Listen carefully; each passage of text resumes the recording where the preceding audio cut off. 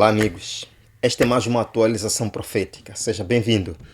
E eu quero abordar com vocês algumas informações recentes muito importantes. E, em primeiro lugar, eu quero deixar claro que não estou aqui para assustar ninguém, pois com Jesus não há medo. E quero apenas informar-vos, quero lembrar-vos também de que cada dia as profecias bíblicas vêm se cumprindo e estas apontam para a iminente segunda vinda de Cristo. Portanto, o objetivo desta atualização, irmãos, é de dizer que o nosso mundo não está bem e precisa urgentemente de uma ajuda. E esta ajuda é a volta de Jesus Cristo. Quem acredita nisto diz amém? Bem, irmãos, desde a pandemia de Covid-19, cada mês somos alertados da chegada de mais um vírus. Sim, amigos. Isto não vem de um site obscuro por aí, não. Isto vem da própria OMS, de sites oficiais reconhecidos no mundo. Bem, de acordo com as mais recentes informações, doença X provavelmente será mais mortal em comparação com Covid, diz especialista. Irmãos, nós somos informados de que a força-tarefa, ou seja, especialistas do Reino Unido, estão se preparando para uma grande pandemia chamada doença X. Não tem nome, é doença X, que pode ser mais devastadora que a gripe espanhola de 1919. Bem, na minha opinião, irmãos, eles não falariam disto, não alertariam o mundo se não soubessem que algo está vindo.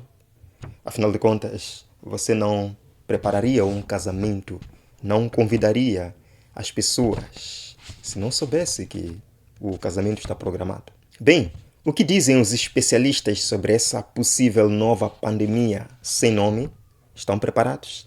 Bem, todo aquele que teve o privilégio de viver e de nascer nesta geração deve estar preparado para tudo, pois nós veremos coisas estranhas.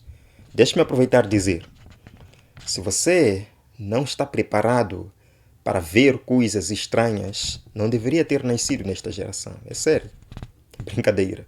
Ninguém escolhe nascer em certo tempo, né? Amigo, Deus o chamou para este tempo. Vejamos.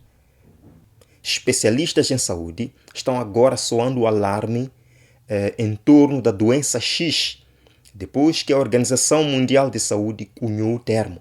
Sim, irmãos, os especialistas alertaram que esta potencial nova pandemia pode levar a 20 vezes mais mortes em comparação com o coronavírus.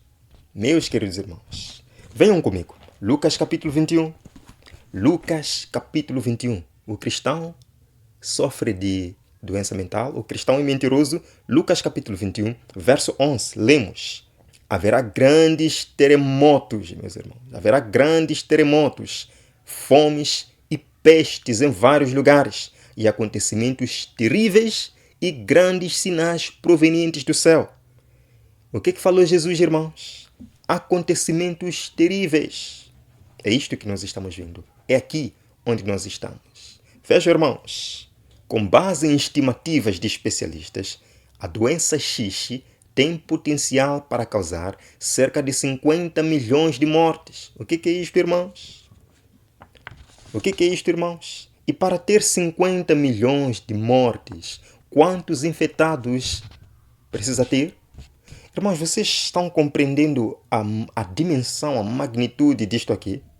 Continuando, esse homem enfatizou que o mundo terá que se preparar para campanhas de vacinação em massa e entregar as doses em tempo recorde. Ok, eu não quero falar muito disto. Campanha em massa. E vem com o prometido cartão ou passaporte para livre circulação. Já abordei este aspecto com vocês.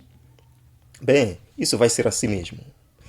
Irmãos, nós lemos no Espírito de Profecia que epidemias arrebatarão milhares de vidas, perigos provenientes dos poderes de fora e atuações satânicas por dentro estão por toda parte ao nosso redor.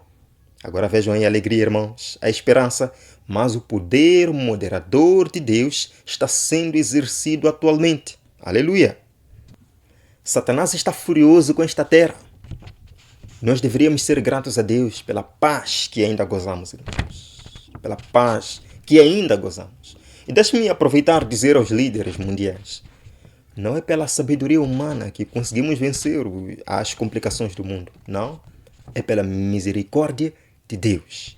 E em certos momentos, esse Deus tem que nos deixar passar por situações difíceis para reconhecermos isto. Assim como fez com o ilustre Nabucodonosor. Lembram, irmãos? Ele teve que reconhecer que Deus é maior, que Deus é todo-poderoso. Agora, irmãos, o interessante é que prevê-se que esta grande pandemia vai devastar ainda mais os Estados Unidos da América.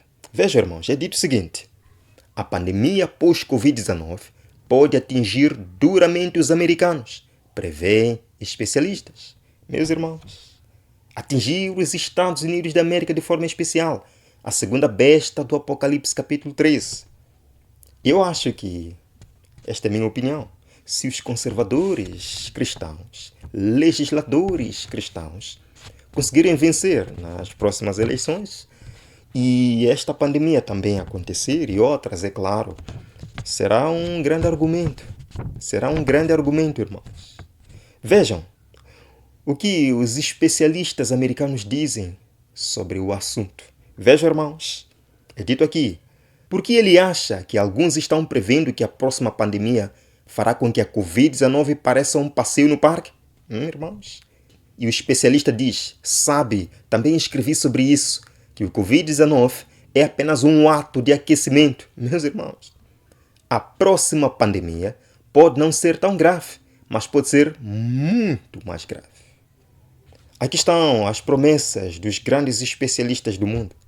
Isto não deveria nos surpreender agora, porque já há algum tempo eu tenho procurado compartilhar com os irmãos que as grandes agências mundiais já estão falando sobre uma próxima pandemia pior do que Covid-19. Veja, irmãos, New York Post: a próxima pandemia, ainda mais mortal que Covid, está chegando. Alerta quem? A OMS. Não só. O ex-diretor do Centro de Controle de Doenças Infecciosas dos Estados Unidos da América também alertou: grande pandemia pior que Covid-19. Ok, irmãos, já sabemos que isto pode acontecer, mas e daí? E daí? E eu não gostaria somente de dizer que estes são sinais da volta de Jesus, né? Mas dar algumas sugestões práticas aqui para nós. Eu achei interessante, irmãos, o fato de que este mesmo jornal fala das razões dessas pandemias. Veja, irmãos, que interessante.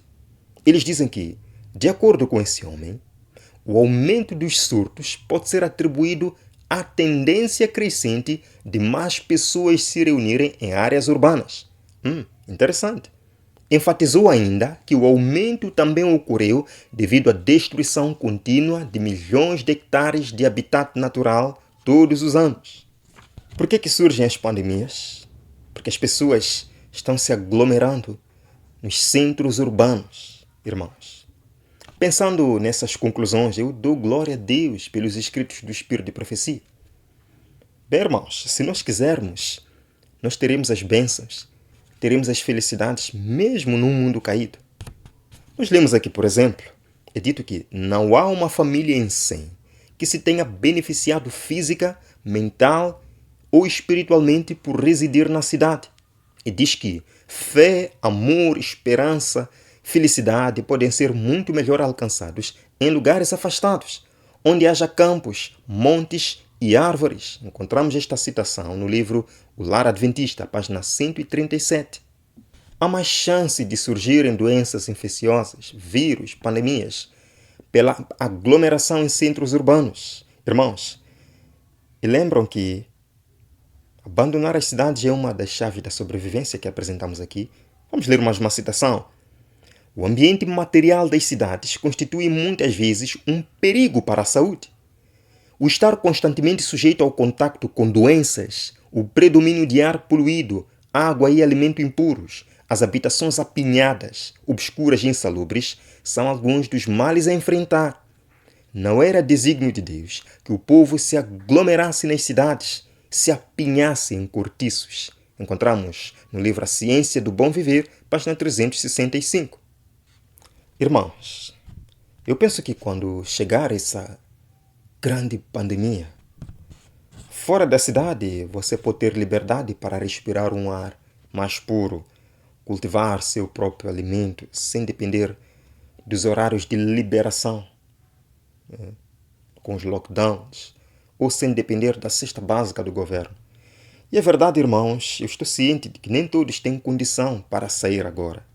E é verdade também que a cesta básica do governo tem feito uma diferença profunda, principalmente nos mais necessitados. Eu sei disso. Mas o melhor seria atender o conselho de Deus. Agora, outro aspecto que eu quero sublinhar aqui, para um tempo como este, é a obra médico-missionária. Irmãos, este é um ponto muito importante. Nós lemos uma passagem interessante neste livro. É dito que desejo dizer-vos que em breve nenhuma obra será realizada pelo plano ministerial, senão a obra médico-missionária. Meus irmãos, no tempo de pandemia, as igrejas fecham, as escolas fecham, as universidades fecham, os restaurantes fecham, mas os hospitais não fecham. A obra médico-missionária é que prevalecerá nesses momentos desafiadores e sombrios do mundo. E por esta razão, todo adventista é convidado a abraçar a obra médico-missionária. Vejam, irmãos, que citação importante para todos nós. Em seu próprio interesse, devem eles, o povo de Deus, enquanto têm oportunidade, tornar-se entendidos com respeito às doenças, suas causas, maneira de evitá-las e a cura, meus irmãos. Temos que saber isto. E ela diz que os que isto fazem encontrarão um campo de trabalho em qualquer parte. Sim, porque haverá sofredores, quantidade deles, que necessitarão de auxílio, não só entre as pessoas de nossa fé, mas principalmente entre aqueles que não conhecem a verdade. Notem, irmãos, que participar da obra missionária não é necessariamente ser médico, mas tornar-se entendido a respeito das doenças e a sua cura. E a Igreja Adventista do Sétimo Dia tem muito material sobre isto. Agora, irmãos, eu quero terminar fazendo uma pergunta de reflexão. Por que estes dois aspectos, vida campestre, reforma de saúde, obra médico-missionária, são os pontos mais polêmicos na igreja hoje? É um debate aceso quando se fala sobre isso. É um debate aceso. Queridos, exatamente estes dois aspectos que nos prevenirão das ameaças de saúde e nos ajudarão a pregar o Evangelho mesmo nos momentos de crise. Exatamente esses dois aspectos são os mais difíceis de serem estudados na igreja. São os mais atacados. Bem, vamos terminar lendo a terceira carta de João, o verso número 2. Amado, oro para que você tenha boa saúde e tudo corra bem, assim como vai bem a sua alma. Irmãos, este é o desejo de Deus e é também o meu desejo. Que a paz de Jesus Cristo reine no seu coração. Que em meio às ameaças e incertezas da vida, você nunca perca de vista o capitão da embarcação. O meu barco não vai naufragar, pois Jesus é o capitão. Eu verei no próximo vídeo aqui na Escola de Profecia. Até breve.